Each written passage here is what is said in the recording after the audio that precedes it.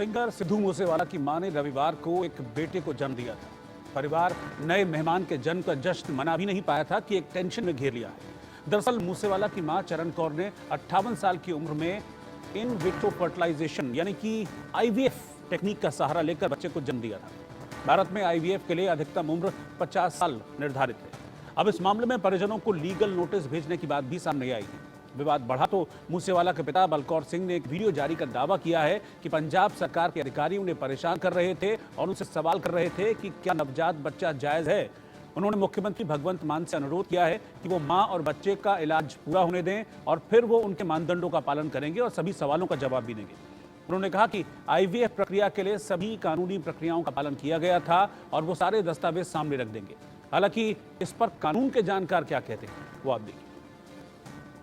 सिद्धू मूसेवाला की माता चरण कौर की तरफ से IVF ट्रीटमेंट के थ्रू एक बच्चे को जन्म दिया गया है, जिसको लेकर अब विवाद शुरू हो रहा है।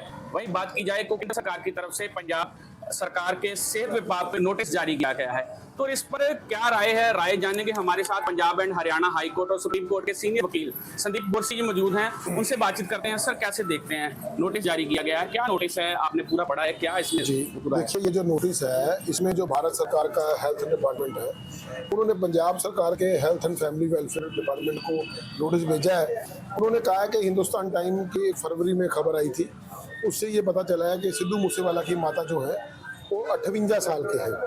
तो 58 साल की उम्र में उन्होंने IVF करवाया है और उन्होंने कहा कि ये जो एक्ट है असिस्टेड रिप्रोडक्टिव जो एक्ट है उसके अकॉर्डिंगली सेक्शन 21 का G पार्ट जो है उसमें एक लिमिटेशन है, एक कैप है कि लेडी की एज 21 साल से कम नहीं होनी चाहिए और 50 साल से ज़्यादा नहीं होनी चाहिए और मेल की एज 21 साल से कम ना हो और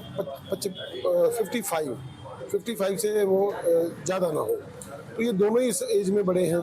तो उनका कहना था कि ये एक्ट अगर ये टूटा है तो इसकी रिपोर्ट पंजाब सरकार से उन्होंने पंजाब सरकार के सेहत विभाग और फैमिली वेलफेयर डिपार्टमेंट से मंगवाई। तो कैसे देखते हैं, आपने पूरा ये रिपोर्ट पढ़ी है, एक्चुअली क्या लगता क्या इसमें, क्या सिद्धू मूसेवाले के माता पिता को इसकी एज नहीं बताई होगी? हालांकि IVF ट्रीटमेंट के जरिए जैसे उनका ट्रीटमेंट हुआ है, गलती क्या मानते हैं, डॉक्टर्स की गलती मानते हो आप? कैसे इस चीज़ को देखते हो?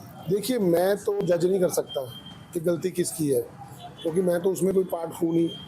हाँ, अगर ये सपोज किया जा सकता है, अभी रिपोर्ट मांगी है पंजाब सरकार का हेल्थ डिपार्टमेंट, इस पर रिपोर्ट देगा। अगर रिपोर्ट आती है आने वाले समय में पता चल जाएगा कि रिपोर्ट क्या थी।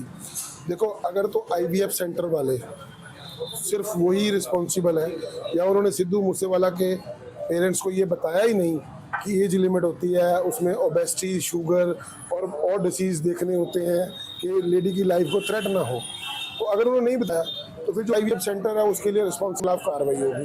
क्योंकि जब वो अपनी रजिस्ट्रेशन करवाते हैं तो उनको रेगुलेशन की एक कॉपी दी होती है ऑलरेडी, तो उनके पास ही होती है, उनको पता होता है और उनकी ड्यूटी बनती है कि जो भी उनके पास आए पेरेंट्स या कपल, उनको ये बताना होता है कि ये लॉ कहता है, इसमें ये गलती होगी तो ये सज़ा होगी और ये फाइन होगा। तो ये IVF सेंटर की तो पहली रिस्पॉन्सिबिलिटी है। तो अगर IVF सेंटर ने उनको नहीं बताया तो IVF सेंटर वाले रिस्पॉन्सिबल हैं, और अगर उन्होंने बताया हुआ है ऑलरेडी कि ये होता है तो फिर उसके लिए दोनों ही रिस्पॉन्सिबल रहेंगे। तो इसकी बात की जाए सज़ा की, तो इसकी सज़ा क्या होती है, कि इस चीज़ को कैसे आप देखें? पहली बात तो ये है कि IVF सेंटर की जो रजिस्ट्रेशन है वो कैंसिल हो जाए। दूसरी बात है कि 5 लाख से लेकर 10 लाख रुपए जुर्माना उन डॉक्टर्स को पड़ सकता है। पहली अटैम्प्ट में इतना होता है, दूसरी अटैम्प्ट अगर वो दोबारा गलती करते हैं तो 10 लाख से 20 लाख रुपए जुर्माना उनको पड़ जाता है। और इसमें सज़ा का भी प्रावधान है।